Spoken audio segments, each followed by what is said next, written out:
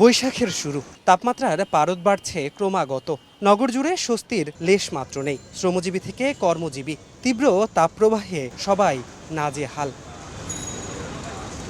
সোমবার সকাল থেকেই রাজধানীর আকাশে ছিল কিছুটা মেঘের উপস্থিতি, তাই অন্য দিনের তুলনায় অনেকটা ধীরে ধীরেই বেড়েছে তাপমাত্রা। তবে বাতাসে জলীয় বাষ্পের আধিক্য ভুগিয়েছে ঘর থেকে বের হওয়া মানুষদের। দাবদাহের তীব্রতায় শ্রমজীবী মানুষকে গ্রাস করেছে ক্লান্তি। গরম তো প্রচুর, গাড়ি চালার খুব সমস্যা হয়ে যাচ্ছে। গরমের জন্য রিক্সা চালাতে পারতেছি না, খুব ক্লান্ত হয়ে যায়। আর এখন তো পেছনদার তো ওঠে, তো পেছনদার নিতে পারি না।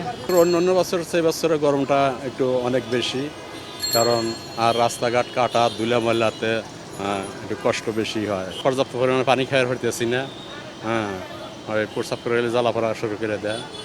আর শরীর মানে ওই ধুলাময়লাতে চুলকানির মতো হয়ে গেছে।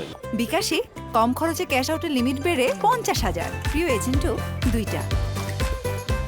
অসহনীয় তাপে রাজধানীর সব হাসপাতালেই বেড়েছে রোগীর আনাগোনা। শুধু ছোট শিশুরাই নয়, প্রাপ্তবয়স্কদের উপস্থিতিও ছিল চোখে পড়ার মতো। উপসর্গ কারো উচ্চমাত্রার জ্বর, কারো ডায়রিয়া, কারো আবার স্থায়ী দুর্বলতা। গরমের কারণে প্রচুর শরীর দুর্বল হয়ে গেছে। দুর্বল হওয়ার কারণে অফিসে আসতে পারি না ঠিক মতো। প্লাস ফ্লাজিল খাইছি, স্যালাইন খাইছি, তাতেও কাজ হয় নাই। জ্বর, ঠান্ডা, পাতলা পায়খানা কাল থেকে আর কি। এমন জ্বর ওরে, মাথা মুথা সব ব্যথা করে। গরমে থেকে একটু ঝাল টাল খাওয়া হয়েছিল, এই জন্য পেটের ব্যথাটা।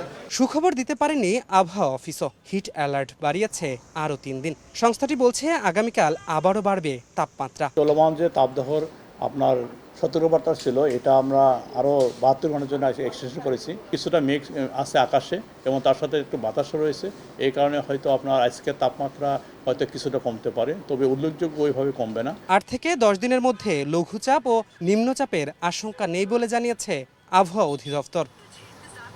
তীব্র গরম, এর মধ্যে ঘরের বাইরে বের হওয়াটাই দায়। তাই চিকিৎসকরা বলছেন এ সময় জরুরি প্রয়োজন ছাড়া কেউ যাতে বাইরে বের না হয়। আর যদি বের হতেই হয় তবে তাকে অবশ্যই পরিধান করতে হবে পাতলা এবং সুতি কাপড়। ধ্রুব ব্যানার্জি, সময় সংবাদ, ঢাকা।